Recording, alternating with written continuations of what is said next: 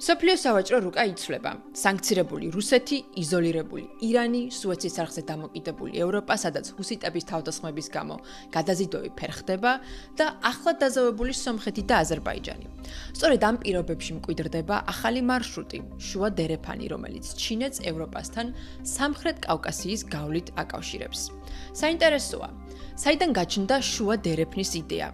რატომ ითვლება ეს გზა სტრატეგიულ ალტერნატივად და რა შესაძლებლობებს აჩენს ეს საქართველოსთვის და ზოგადად სამხრეთ კავკასიისათვის?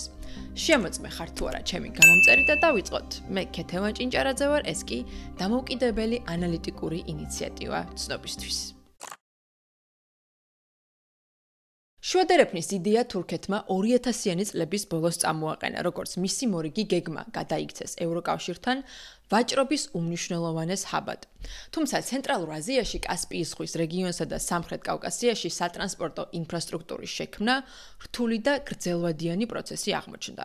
შუა დერეფნის პირველი მნიშვნელოვანი წინ გადადგმული ნაბიჯი მხოლოდ 2014 წელს განხორციელდა, როდესაც გაიხსნა ტრანსყაზახური რკინიგზა, რომელიც დაახლოებით 1000 კილომეტრით ამოკლებდა აღმოსავლეთ-დასავლეთის მარშრუტს ჩინეთის საზღვრიდან კასპიის ზღვის პორტ აქტაუმდე. მომდევნო მნიშვნელოვანი ეტაპი იყო ბაქო-თბილისი-ყარსის რკინიგზის დასრულება 2017 წელს, როცა პირველად 1990-იანი წლების შემდეგ შესაძლებელი გახდა კავკასიის მთების გავლით რკინიგზით გადაადგილება. ამასობაში, თურქეთის რეგიონული ამბიციის პარალელურად, ჩინეთის პრეზიდენტმა სი ძინპინმა 2013 წელს წამოიწყო სარტყელი და გზის პოლიტიკა, მასშტაბური გეოეკონომიკური პროექტი, რომელიც ჩინეთს დანარჩენ მსოფლიოსთან აკავშირებს სავაჭრო გზებით. ხშირად ამ პროექტს ახალ აბრეშუმის გზასაც უწოდებენ. შუა დერეფანი კი მისი ნაწილი გახდა. ინიციატივას ორი ძირითადი მიმართულება აქვს. სახმელეთო გზის, ანუ სარტყელის განვითარება, რომელიც ჩინეთს ცენტრალურ აზიასთან და ევროპასთან დააკავშირებს, ახალი საგზაო და სარკინიგზო დერეფნების მეშვეობით და საზღვაო გზის განვითარება, რომელიც მოიცავს ჩინეთის სანაპიროდან ინდოეთის ოკეანის გავლით აფრიკისა და ევროპის პორტებამდე მიმავალი მარშრუტების შექმნას. ხშირად ჩინეთი გასცემს სესხებს სარტყელი და გზის განვითარებად ქვეყნებზე, საჭირო სატრანსპორტო ინფრასტრუქტურის მშენებლობისათვის, რომელსაც ისევ ჩინური მუშახელი აშენებს. საქართველოში ბოლოდროინდელი ინფრასტრუქტურაც სწორედ ამ პრინციპით შენდება და მაგალითად ქვეშეთი კობის გვირაბს China Railway Tunnel Group-ი აშენებს. ჩინეთის გავლენის გაფართოების მცდელობაზე სარტყელი და გზის პოლიტიკის ფარგლებში ვიდეოების ეს სერია უკვე მაქვს მომზადებული, რომლის ბმულიც ქვემოთ აღწერაში დაგხვდებათ და არ გამოტოვოთ. პირველი მატარებელი თურქეთიდან ჩინეთამდე შუა დერეფნის გავლით 2020 წელს ჩავიდა. მას შემდეგ, რაც ტვირთბრუნვა ამ მარშრუტზე მნიშვნელოვნად გაიზარდა და 2020 წლიდან 21 წლამდე დერეფანზე გადაზიდული ტვირთების რაოდენობამ 350,000 ტონიდან დაახლოებით 520,000 ტონას მიაღწია. თუმცა შუა დერეფნის რეალური გეოპოლიტიკური პოტენციალი 2022 წელს რუსეთის მიერ უკრაინაში შეჭრის შემდეგ გაიზარდა, სწორედ ამ დროს წინა წელთან შედარებით ტვირთბრუნვა 6-ჯერ გაიზარდა და 3,2 მილიონი ტონა გახდა. საინტერესოა, რატომ? შუა დერეფანი, ანუ ტრანსკასპიური საერთაშორისო სატრანსპორტო მარშრუტი არის სტრატეგიული ხიდი ჩინეთსა და ევროპას შორის. ის რკინიგზის საშუალებით ჩინეთს და ყაზახეთს აკავშირებს დოსტიკის ან ხორგოს, ალტინკოლის გავლით, ყაზახეთს კვეთს რკინიგზით აქტაუს პორტამდე და ასევე კასპიის ზღვას ბაქოს ალიათის პორტამდე. შემდეგ დერეფანი რკინიგზით გაივლის აზერბაიჯანის და საქართველოს ტერიტორიებს და ევროპისაკენ თურქეთის გავლით რკინიგზით, ან შავ ზღვაზე გამავალი მარშრუტით მიემართება. შუა დერეფნის სტრატეგიულობას ორი მთავარი მიზეზი განაპირობებს. პირველი, ეს არის უმოკლესი სავაჭრო გზა ჩინეთიდან ევროპამდე, რაც სხვა მარშრუტებთან შედარებით მნიშვნელოვან სავაჭრო დროს დაზოგავს მომავალში. და მეორე, ეს გზა გვერდსულის სანქცირებულ რუსეთსა და ირანს და ზოგადად ახლო აღმოსავლეთის არასტაბილურ ვითარებას. გადავხედოთ შუა დერეფნის ალტერნატიულ მარშრუტებს. ყველაზე მეტად გამოყენებადი სახმელეთო გზა ჩრდილოეთის დერეფანია, რომელიც ძირითადად სარკინიგზო გადაზიდვებს მოიცავს ჩინეთიდან ყაზახეთამდე. ყაზახეთიდან რუსეთამდე და რუსეთიდან ბელარუსამდე, საიდანაც ტვირთები ევროპაში ნაწილდება. თუმცა რუსეთის სანქციების შემდეგ უამრავმა უმსხვილესმა გადამზიდმა კომპანიამ უარი თქვა ამ მარშრუტის სარგებლობაზე და 2022 წლიდან 23 წლამდე ჩრდილოეთის დერეფნის გავლით ტვირთბრუნვა 56%-ით შემცირდა. ასევე არსებობს სამხრეთის დერეფანი, სადაც ტვირთები ცენტრალურ აზიაში ჯერ ირანის, ხოლო შემდეგ თურქეთის გავლით ევროპაში ხვდებიან, თუმცა ირანის სანქციების შემდეგ ამ გზამაც დაკარგა აქტუალობა, რასაც ინფრასტრუქტურის დაბალი განვითარების დონემაც შეუწყო ხელი. საქართველოზე გამავალი შუა დერეფანი ამ ორ მარშრუტს შორის მდებარეობს და მისი სახელი შუა დერეფანიც სწორედ მისი გეოგრაფიული მდებარეობიდან მომდინარეობს. მესამე და ყველაზე დატვირთული საზღვაო მარშრუტია. ტვირთების უმრავლესობა ჩინეთიდან ევროპამდე ინდოეთის ოკეანეს გადის. შემდეგ სუეცის არხით ხდება ხმელთაშუა ზღვაში და იქიდან სხვადასხვა ევროპულ პორტებში იგზავნება. თუმცა ჰუსიტების თავდასხმების გამო ამ მარშრუტზე იყო მნიშვნელოვანი შეფერხებები, რაზეც მეტ დეტალს ამ ვიდეოდან გაიგებთ. ევროკავშირსა და ჩინეთს შორის 2024 წელს ორმხრივმა ვაჭრობამ 732 მილიარდი ევრო შეადგინა, რომლის დაახლოებით 60%-მაც სუეცის არხზე გაიარა, ხოლო 2023 წლის ევროსტატის მონაცემებით სრულიად ევროპის ვაჭრობის 3/4 საზღვაო მარშრუტებით განხორციელდა. ეს ლოგიკურიცაა, რადგან ოკეანე ვრცელია, ხოლო სახმელეთო მარშრუტების გამტარიანობა შეზღუდული. მაგრამ როგორია შუა დერეფნის პოტენციალი? მსოფლიო ბანკის მიხედვით 2030 წლისათვის შუა დერეფნის ტვირთბრუნვა შესაძლოა გასამაგდეს და 11 მილიონ ტონას მიაღწიოს, რაც ჩინეთსა და ევროკავშირს შორის ვაჭრობის 30%-ით ზრდას ნიშნავს. ამასთან ერთად მისი სრულად ამუშავების შემთხვევაში დერეფანს შეუძლია შეამოკლოს სატრანსპორტო დრო საშუალოდ 10 დღემდე, მაშინ როცა ჩრდილოეთის დერეფნით გადაზიდვებს საშუალოდ 20 დღე სჭირდება, ხოლო საზღვაო გზით 45-60 დღე. მაგრამ ამ მარშრუტს ჯერ მნიშვნელოვანი გამოწვევები უდგას წინ და მისი პოტენციალის რეალიზებამდე კიდევ გრძელი გზაა. უკრაინის ომის შემდეგ ვაჭრობის მატებასთან ერთად სწრაფად გამოიკვეთა ამ მარშრუტის ხარვეზებიც. მაგალითად, ტვირთები ჩინეთიდან ევროპამდე სხვადასხვა ქვეყნების საზღვრებს გადიან და ამ პროცესში იცვლიან სატრანსპორტო საშუალებებს, რაც ამ ეტაპზე სამჯერ აღემატება რუსეთზე გამავალი ჩრდილოეთის მარშრუტის ხანგრძლივობას. მაშინ, როცა დერეფნის მიზანი ამ დროის მკვეთრად შემცირებაა. შესაბამისად, შუამავალ ქვეყნებს ჯერ კიდევ ბევრი აქვთ სამუშაო ლოჯისტიკური პროცესის გამარტივებაზე, რადგან ამ ეტაპზე შუა დერეფანი ნაკლებად პრიორიტეტულია შორეულ მანძილზე ვაჭრობისათვის. მსოფლიო ბანკი ასევე პრობლემად ასახელებს შუა დერეფნის საპორტო სისტემების გაუმართავობას, გემების ნაკლებობას, რასაც თან ერთვის შეცდომების სიმრავლე გადაზიდვების დოკუმენტაციაში, მაღალი ფასები, დროის არაპროგნოზირებადობა, მიკვლევადობის სისტემების არაეფექტურობა და ლოჯისტიკური ცენტრების დაბალი ხარისხი. ამის გამო თუ 2021-დან 2022 წლამდე ტვირთბრუნვა თითქმის 6-ჯერ გაიზარდა, 2023 წელს კონტეინერების ტრანსპორტირება ამ გზაზე 37%-ით შემცირდა. ამ გამოწვევებისა და პოტენციალის გათვალისწინებით 2022 წლის ნოემბერში ხელი მოეწერა ეგრეთ წოდებულ გზამკვლევს აზერბაიჯანს, საქართველოსა და ყაზახეთსა და თურქეთს შორის, რომელშიც ჩამოთვლილია პრიორიტეტული ინვესტიციები შუა დერეფნის გასაუმჯობესებლად. 2023 წლის ივნისში კი აზერბაიჯანი, საქართველო და ყაზახეთი შეთანხმდნენ ერთობლივი ლოჯისტიკური ოპერატორის შექმნაზე. ამავდროულად, მსოფლიო ბანკმა, ევროკავშირმა, ევროპის რეკონსტრუქციისა და განვითარების ბანკმა, იგივე EBRD-მ, აზიის განვითარების ბანკმა და სხვა საერთაშორისო პარტნიორებმა გამოხატეს ინტერესი ტექნიკური დახმარებისა და ინვესტიციების გაწევაში.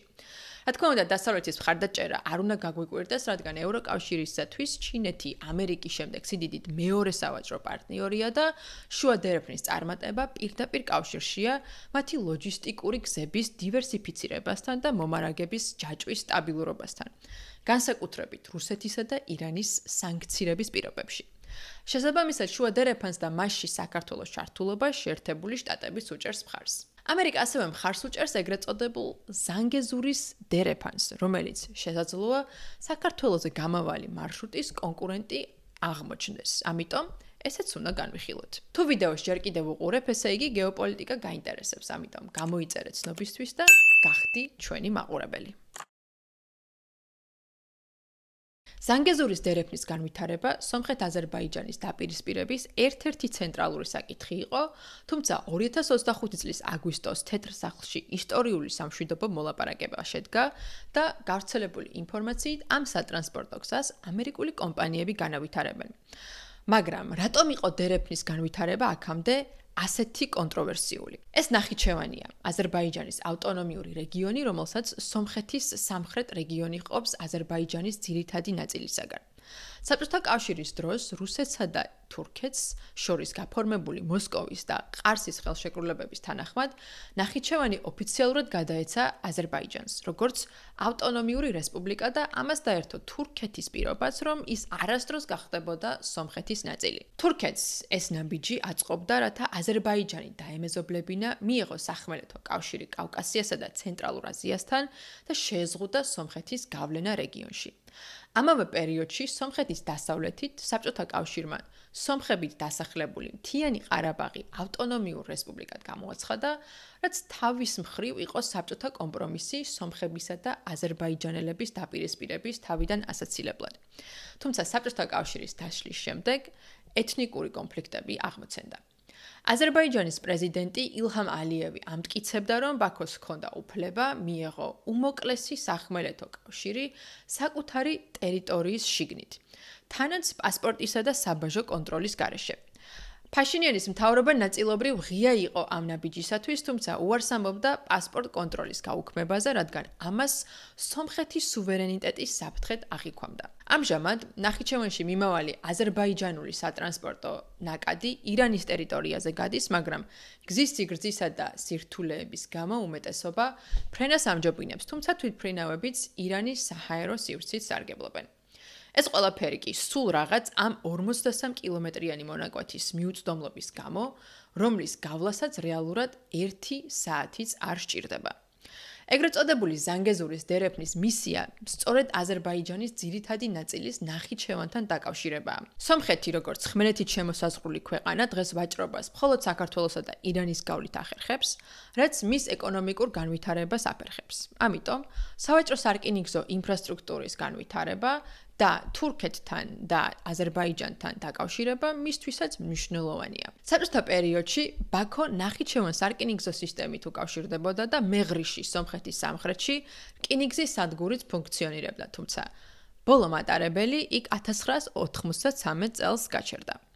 2023 წლის აგვისტოში კი დონალდ ტრამპის შუამავლობით მხარეები დაზავდნენ და ზანგეზურის განვითარების უფლება შეერთებულ შტატებს გადასცეს, თუმცა ამ ეტაპზე გეგმის დეტალები უცნობია.